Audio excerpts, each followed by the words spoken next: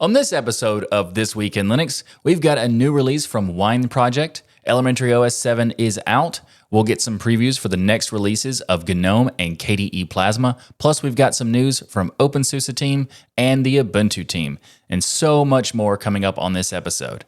If you're new to TWIL, TWIL is a show by the TuxDigital network that will keep you up to date with what's going on in the Linux world. And I'll give you my take as a 20-year plus Linux user. So be sure to like and subscribe and all of that. But right now, let's get right into your weekly source for Linux GNews.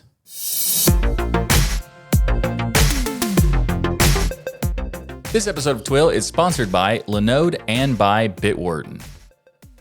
The Wine team has announced the availability of the latest annual major release of Wine with the Wine 8.x series. This release includes all of the work that has been made over the past year to improve the support for Windows applications running on a Linux machine. In fact, one of the biggest things that was being worked on for Wine 8.x is the converting of all Wine modules into PE format, which is important for working on copy protection, 32-bit application support on 64-bit hosts, Windows debuggers, x86 apps on ARM, and so much more. And with the release of 8.0, this conversion to PE is now complete. Wine 8.x also sees continued work on WoW 64, which is intended to allow 32-bit Windows applications to work without a 32-bit Unix library. But this work is still underway, and the Windows-like WoW 64 mode is still in an experimental phase. Now, this latest release also adds a new light graphics theme to the default configuration, implements a new print processor architecture, continues improvements around Direct 2D and Direct 3D functionality, better support for driving wheel device detection, forced feedback and other input features, as well as much more, including improvements for high DPI rendering. And if you'd like to learn more about the latest release of Wine with the Wine 8.x series, you will find links in the show notes. For those looking for a distribution of Linux that exudes style and polish, then the next distro will be something you might want to check out. And that is Elementary OS 7 has been released, and with it a ton of new features and performance improvements. Elementary OS 7, codenamed Horus, is based on the latest Ubuntu LTS with Ubuntu 22.04 LTS. Now, typically, I would go into a lot of detail for a release like this here on TWIL, but in this case, I've got something even better for you. The Elementary OS founder and CEO Danielle Foray joined us for an interview about Elementary OS 7 on a recent episode of Destination Linux. We go in depth on the latest release and what it's like to be a lead for this kind of project and all sorts of other stuff. We talked about all the cool new features in Elementary OS, like the much improved App Center that makes it even easier to find and install applications. We talked to Danielle about the performance improvements and even the choice to go with Flatpaks instead of snaps, and a whole lot more. We had a ton of fun on the interview, and there is a lot of great information in it, so I highly recommend checking that out if you're interested in learning more about Elementary OS. I'll have links in the show notes for the latest release of Elementary OS, as well as a link to the latest episode of Destination Linux, where we interviewed Danielle. We've got some great news from the openSUSE team recently. First of all, openSUSE announced that the RPM and repository signing keys of openSUSE Linux are switching to using the stronger 4096-bit RSA keys to provide users with better security. And it's always great to see news of security improvements in a distro, but it's extra nice when it's backend related stuff where the user doesn't have to do anything to benefit from it. So good job, openSUSE, on that one. The new RSA key will be applied to the openSUSE Tumbleweed rolling release, of course, but it will also be applied to openSUSE Leap, the openSUSE backports repos, and the SLE, or just the SUSE Linux Enterprise repositories. Now, the next thing to talk about with openSUSE is they have recently collaborated with Cisco to make it easier to deploy H.264 codec support on openSUSE Leap and Tumbleweed. This is great news because openSUSE has so much potential to be the go-to distro for many people, but it has historically lacked in a few areas, such as initial setup experience. Previously, it was a bit difficult to get the codecs for some people, but thanks to this collaboration with Cisco, this can be much, much better. This seems very similar to the collaboration between Red Hat/Fedora and Cisco that was created to help the Open H.264 support inside of that in Fedora and the RAT family. And one thing to note is that Cisco is footing the bill for this collaboration by paying the licensing fees for Linux systems to enjoy unencumbered support of the H.264 codec. Now, that's the reason I wanted to bring that up, is because that is very awesome of Cisco. So I just wanted to say thank you very much for doing that. And if you'd like to learn more about this latest news with openSUSE, that openSUSE made a blog post about how the H.264 stuff like that works. So if you want a more detailed explanation there, you can find links in the show notes. This episode of This Week in Linux is brought to you by Linode. Visit linode.com/tux. That's linode.com/TUX and see why over 1 million developers trust Linode for their infrastructure. Linode provides solutions and services to accelerate innovation. You can build everything yourself, or you can use one-click apps from the plethora of options in Linode's app marketplace to deploy everything from Plesk and WordPress to Valheim and Minecraft servers. Linode even has VPN-friendly virtual servers, so you can create secure connections over the internet, protecting you on public Wi-Fi, keeping your data private, and guarding you from malware and attackers and stuff like that. And if that wasn't enough, every plan comes with Linode's amazing human-powered customer support. That's right, if you need help, someone will pick up the phone, respond to your email, or reply to you on social media 24/7, 365. So visit linode.com/tux to get your free account. Plus, when you use that URL, you're going to let them know that we sent you, which is, of course, good for us, but also you get a 60-day, $100 free credit to your account by signing up there, which I say is a win-win situation. So again, go get started on Linode's awesome cloud platform by going to linode.com/tux. For those of you who are interested in running your own self-hosted entertainment experience, then the Kodi Entertainment Center might be something for you to check out. And recently, the Kodi team has announced the release of Kodi 20, codenamed Nexus. Kodi 20 has been in development for almost 2 years, so this release has brought a lot of new features and improvements. First of all, there has been a lot of work done on the AV1 codec support, which is great because AV1, for those who don't know, is an open, royalty-free video codec coding format, which means it doesn't suffer from all of the awful patent issues other codecs do.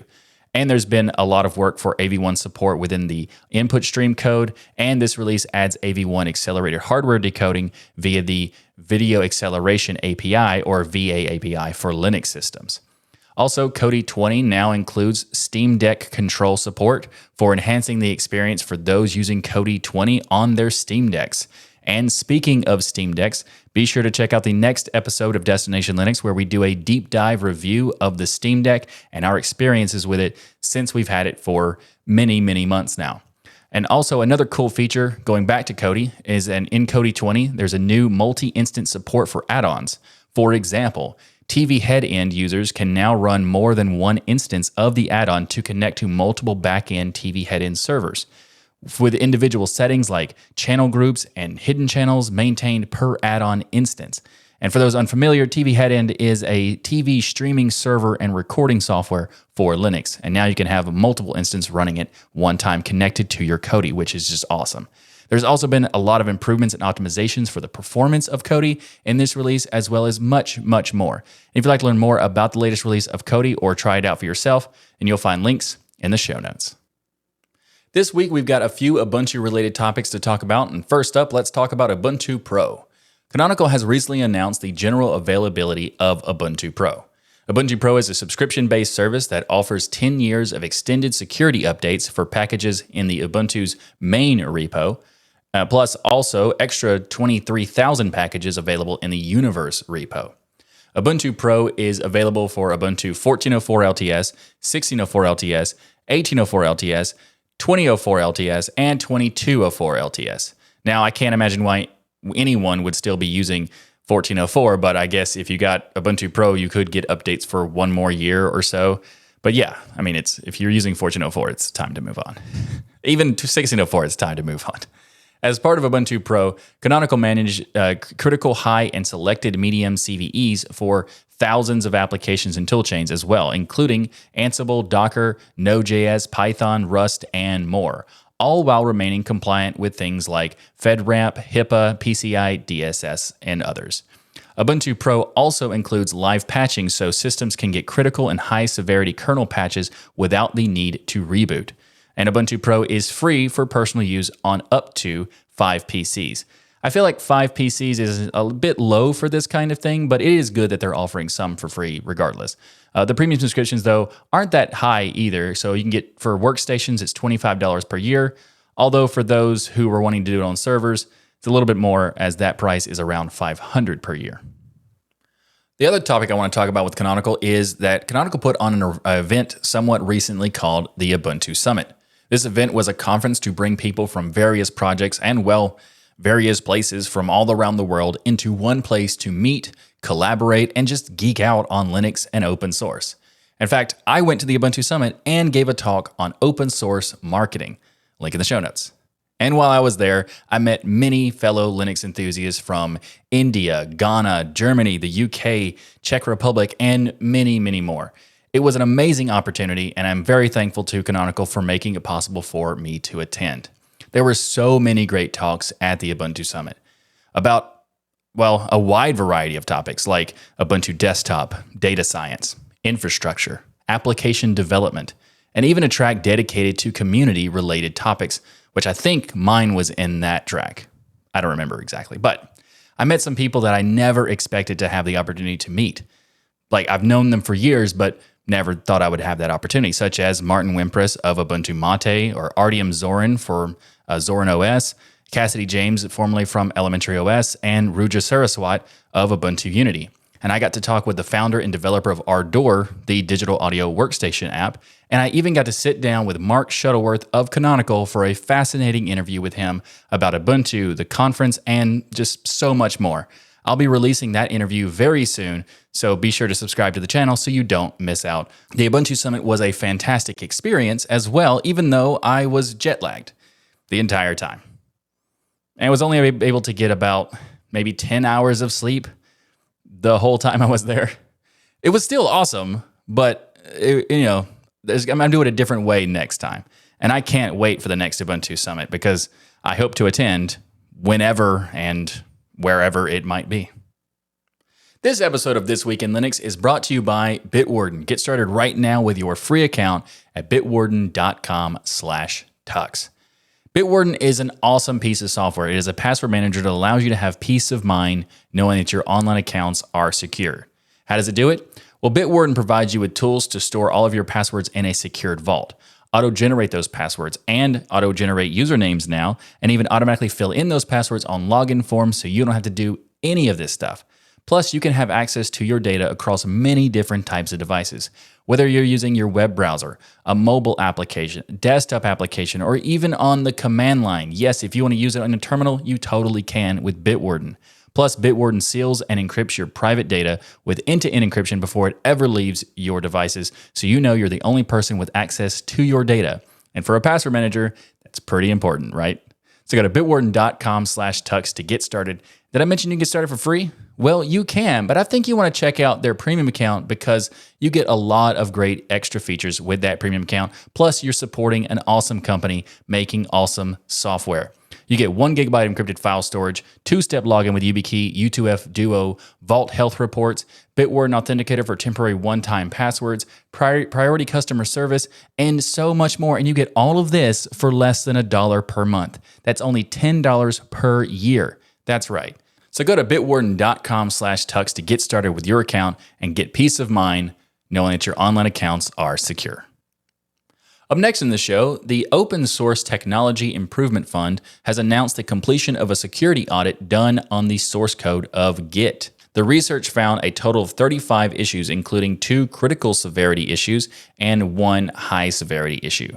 Additionally, because of this research, a number of potentially catastrophic security bugs were discovered and resolved internally by the Git security team. I'm covering this on the show because open source technology is a fantastic approach to development, and there are tons of benefits to use open source, but just because something is open source doesn't automatically make it secure. So security audits are very important to do, and something like Git is arguably a must-do, in fact. So I wanted to take a moment to appreciate the effort done by the Git development team and the effort by the Open Source Technology Improvement Fund for conducting this audit. The KDE team has released the beta version of their next iteration of the Plasma desktop environment with Plasma 5.27 beta. To be absolutely clear, for those interested in testing this release, feel free to do so. But for those interested in using it as a normal day-to-day, and if you're not comfortable with beta software, it's best to hold off until the stable release is out later this month. The stable release date planned for KDE Plasma 5.27 is intended to be Valentine's Day, February 14th. I can only assume that this was chosen as an expression of love to me, I mean the KDE users. But there's a lot of cool features that are coming in this release, and we're going to talk about them in much more detail when the full release comes out on the 14th. But for now, let's take a look at some of the highlights that are coming in KDE Plasma 5.27. First of all, there's a new welcome screen called Plasma Welcome for new users to introduce them to the desktop environment. This is something that I have praised teams on many occasions for doing because having a welcome screen is very important because you can introduce people in a lot easier way, and seeing that KDE is adding one directly into the DE, that's fantastic. Plasma 5.27 is also introducing a new KDE system settings module for handling Flatpak permission settings, so users can easily manage permissions of their favorite Flatpaks without the need of an additional tool. This release includes also a big refactoring of the KDE multi-monitor handlings and also introduces a new tiling system, which looks to have a lot of potential for those interested in a tiling experience. I'm very excited for the new tiling system because the current one is good. It's pretty good, but this one looks much better and much more flexible as well. I might not be able to wait for this release to actually come out. I might be booting up the beta just to test out the tiling. I don't know. We'll see what happens there. Another interesting thing about this latest release is that it's currently planned that Plasma 5.27 will be the last Plasma 5 feature release before the KDE developers switch their focus on working on Plasma 6.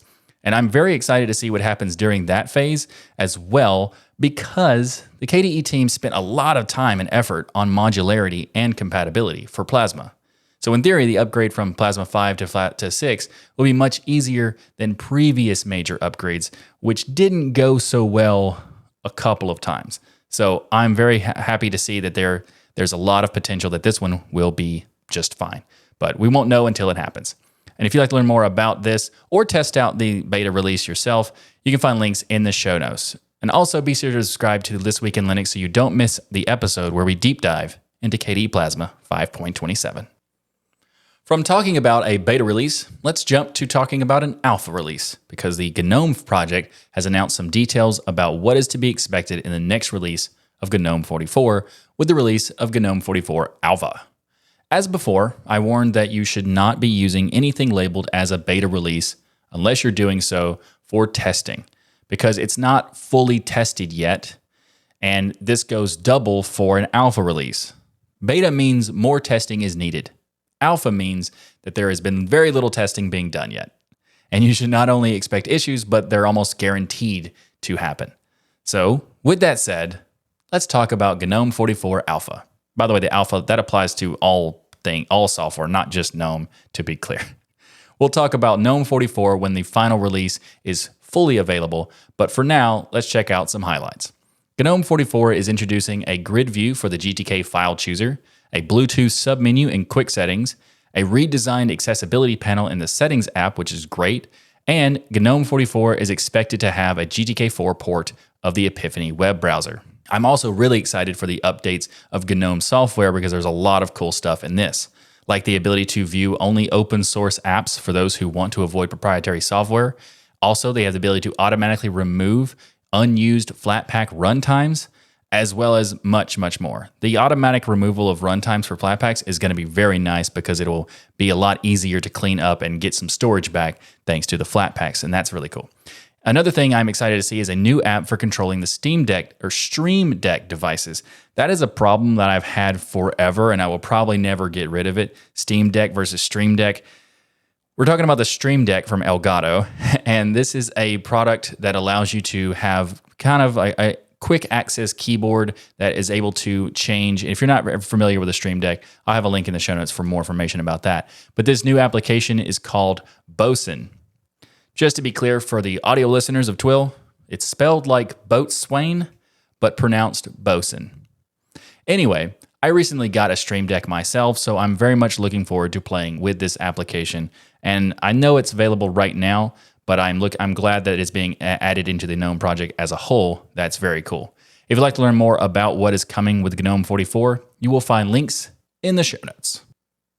This week, I've got some great news for TuxDigital as well to share with you. So, first of all, the Destination Linux crew is going to be at scale, which for those who are not familiar, I am part of the Destination Linux crew. That is another podcast that I'm on, and if you're not listening to it, you should because it's awesome.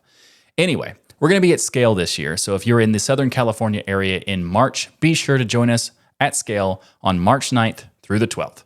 Also, the Linux Out Loud crew is celebrating their 1-year anniversary very soon, and with that will be a live stream, so you can join Wendy, Matt, and Nate as they do a live stream for Linux Out Loud. You'll find links in the show notes for more information about when the anniversary is happening and when the live stream is happening. We've also made some changes to how the patron system works here on TuxDigital. Previously, we've had a different Patreon account for various shows, but now you can become a patron of the TuxDigital network itself and get all of the perks in one place with one membership. So go to tuxdigital.com/contribute to learn more about how you can become a patron of TuxDigital and get all the perks for This Week in Linux, for Destination Linux, Linux Out Loud, and etc., etc., etc., etc. Thanks for watching this episode of This Week in Linux. If you like what I do here on this show, please like that smash button and be sure to subscribe. If you'd like to support the show and the channel and the network, you can become a patron by going to tuxdigital.com/contribute. Also, you can support the show by ordering the Linux is Everywhere t-shirt or the This Week in Linux shirt that I'm wearing right now at going to tuxdigital.com/store. Plus, while you're there, check out all the other great stuff we have. We got hats, mugs, hoodies, stickers, and so much more. tuxdigital.com/store. Thanks again for watching. I'm Michael Tennell with TuxDigital, and I'll see you next week for another episode of your weekly source for Linux GNews. Unless it's not weekly. It hasn't been for a little while. But I'm back now, so it's okay. It'll be weekly now. I think it's worth it. The wait was worth it, in my opinion. I don't even know what I'm talking about.